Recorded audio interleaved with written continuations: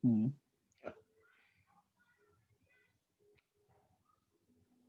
Halo, Halo Pak. selamat sore. Sore Pak. Ya, Kathleen ya. Betul Pak. Oke, Kathleen, sore ini saya dapat arahan dari pihak manajemen untuk mendengarkan dari teman-teman punya aspirasi mengenai tentang adanya, mereka sudah tahu ya mengenai informasi tentang perampingan organisasi ya. Ya, betul Pak. Oke, silakan. Saya akan mendengarkan dan juga melihat kamu punya solusi dan juga harapan dari teman-teman. Oke. Saya mulai ya Pak. Terima kasih atas Ya, waktunya. silakan. Selamat sore Pak Indra. Selaku dari Manajemen PT Bisnis Komunikasi Indonesia, perkenalkan saya Kathleen Kesisit Kenu. Saya adalah Ketua Serikat Pekerja dari PT Bisnis Komunikasi Indonesia. Dan pada kesempatan kali ini, saya mewakili rekan-rekan karyawan Pak menyampaikan aspirasi dan saran terhadap berita yang kami terima adanya perampingan karyawan. Saya mulai ya Pak. Ya.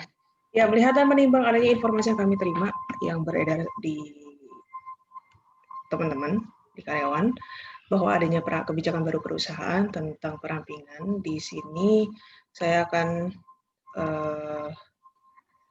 mencoba sharing sedikit sama Bapak dan pihak manajemen berdasarkan data yang saya dapatkan di sini dari Pak Bima Yudhistira selaku peneliti Indef. Saat ini memang banyak Pak perusahaan yang mengalami penurunan kerja dan pendapatan karena memang situasi kondisinya lagi diserang dengan pandemik penyakit COVID ya Pak. Dan memilih satu-satunya jalan keluar yaitu PHK karyawan supaya perusahaan ini bisa bertahan. Namun Pak Bima sendiri menyarankan agar perusahaan tidak buru-buru untuk melakukan PHK karyawan tersebut. Karena menurut beliau PHK ini harus menjadi keputusan yang terakhir, di mana perusahaan bisa mempertahankan karyawannya yang memiliki kinerja yang baik. Memang pada saat ini kondisi ekonomi sedang sangat turun drastis, Pak. Tapi bila ekonomi dan bisnis sudah pulih, pengusaha juga kan tidak perlu repot lagi untuk mencari karyawan yang baru. Belum lagi melakukan rekrutmen karyawan baru itu kan pasti membutuhkan biaya besar ya Pak, tidak sedikit Pak. Jadi, kenapa PHK harus menjadi pilihan yang terakhir? Karena waktu ekonomi beranjak pulih, perusahaan juga yang mempertahankan karyawannya tidak sulit lagi untuk memulai kembali ke tingkat produksi normal. Sementara itu kalau PHK besar-besaran itu tetap dijalankan, kedepannya memang susah adalah perusahaan itu sendiri karena harus keluar kembali biaya rekrutmen bahkan pelatihan karyawan baru. Belum lagi untuk melakukan PHK juga memiliki konsekuensi Pak pada sisi biaya bagi perusahaan. Setiap karyawan yang di PHK, perusahaan itu wajib untuk membayar pesangon. Alih-alih mengurangi beban, justru harus membayar dan mengeluarkan biaya yang lebih besar dari sebelumnya. Oke.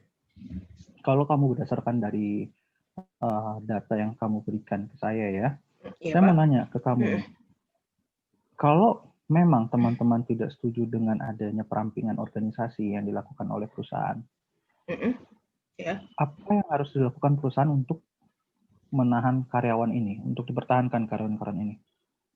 Oke, baik Pak. Sebelumnya memang bukan saya lancang atau ingin melawan kehendak dari pihak manajemen, tapi kami sudah merangkum beberapa pertanyaan, termasuk pertanyaan Bapak barusan, yang mungkin akan dilontarkan dari pihak manajemen pada kami serikat pekerja. Maka saya lanjut ya Pak. Berikut adalah 3 pertanyaan yang sudah kami ringkas, yaitu adalah what, di mana mungkin akan ditanyakan dari pihak manajemen, apa yang membuat perusahaan harus mempertahankan karyawannya? Kemudian, mengapa karyawan-karyawan ini harus dipertahankan? Kemudian yang terakhir adalah how, atau bagaimana solusi dari kami sebagai serikat pekerja dalam mempertahankan teman-teman rekan-rekan karyawan kita, Pak. Oke, lanjut. Saya lanjutkan, kemudian di point what, apa yang membuat perusahaan harus mempertahankan karyawannya? Yang pertama adalah kami melihat bahwa karyawan adalah aset yang berharga bagi perusahaan. Mereka adalah pilar-pilar penting, Pak, yang memang sangat mempengaruhi berjalannya satu perusahaan. Maka jika terjadinya pemutusan masa kerja karyawan, perusahaan juga harus siap untuk mencari pengganti karyawan-karyawan baru, di mana mungkin akan meminta gaji yang lebih tinggi dari karyawan-karyawan yang sekarang ini, Pak. Kemudian yang kedua, perusahaan harus siap memberikan pelatihan kembali untuk karyawan baru. Dan pada saat ini jelas kita itu, untuk pihak manajemen mau memangkas biaya. Tapi kalau misalnya memang adanya pemutusan, perusahaan kan pasti akan memberikan pelatihan pada karyawan baru. Itu akan menambah pengeluaran biaya lagi, Pak, bukan memangkas biaya. Kemudian yang ketiga, adanya adaptasi dengan budaya perusahaan untuk karyawan baru itu. Dan menurut kami, sesama karyawan, itu membutuhkan waktu yang cukup lama untuk beradaptasi dengan budaya perusahaan, Pak. Itu dari pihak, ada dari sisi what-nya ya, Pak. Bisa saya lanjut, Pak, ke yang berikutnya, Pak? Terima kasih. Di sini adalah dari sisi why. Mengapa karyawan-karyawan ini harus Anda pertahankan? Tidak hanya dari sisi serikat pekerja saja, Pak. Kami juga memandang dari perusahaan di mana kami bekerja. Citra perusahaan pasti akan berkurang, Pak, jika dilakukan pemangkasan. Tidak hanya di mata investor, tapi juga di mata masyarakat. Di poin kedua, produksi perusahaan di sini akan menurun, Pak. Kemudian, apa hubungan produksi perusahaan akan menurun dengan adanya pemangkasan organisasi? Oh, baik, Pak. Jadi produksi perusahaan di sini bukan produksi barang atau jasa yang kita biasa jual belikan di pasar. Tapi yang dimaksudkan adalah lebih ke produktivitas para pekerja atau karyawan, Pak, atau hasil kerja karyawan.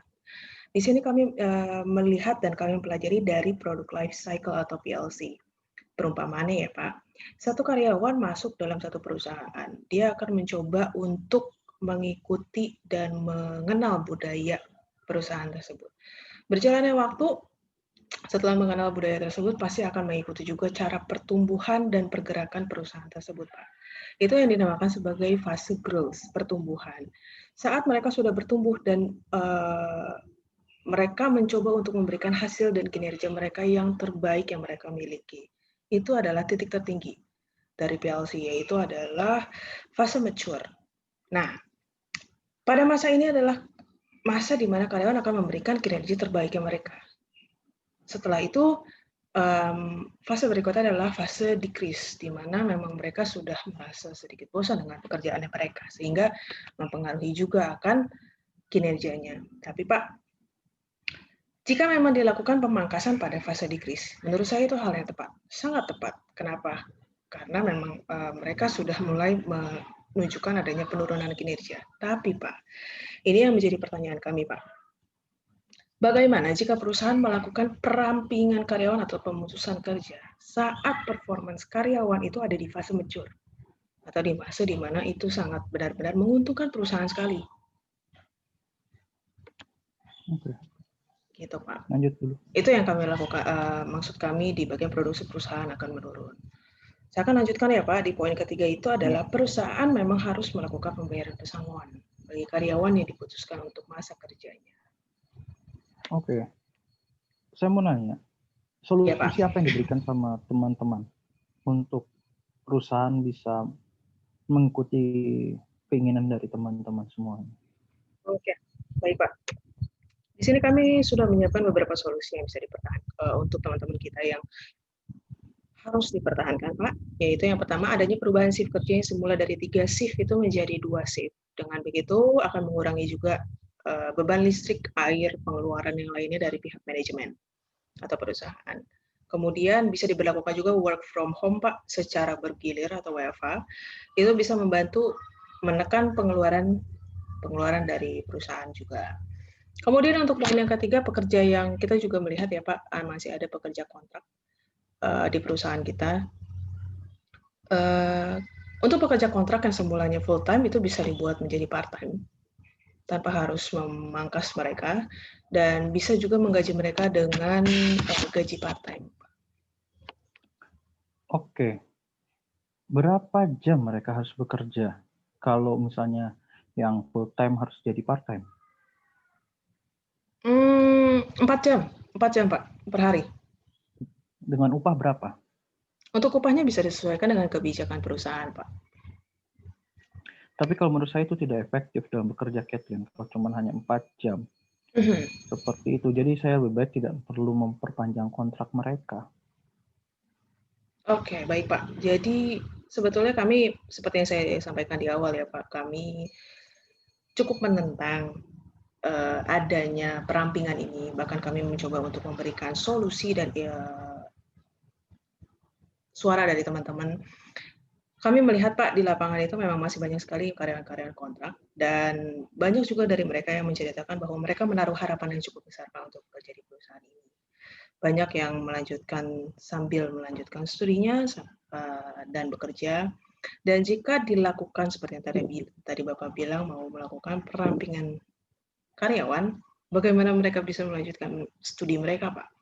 Karena ini adalah salah satu penunjang mereka untuk melanjutkan studi mereka, bahkan berkarir mereka di perusahaan kita. Seperti itu, Pak. Oke, kalau begitu. Sini akan menjadi bahan pertimbangan saya dengan Dewan Direksi. Akan Baik, Pak. saya arahkan solusi yang diberikan oleh teman-teman. Keputusannya apa nanti akan saya informasikan kepada Kathleen kembali. Iya, Pak. Saya harapkan juga menghasilkan sesuatu yang baik ya, Pak.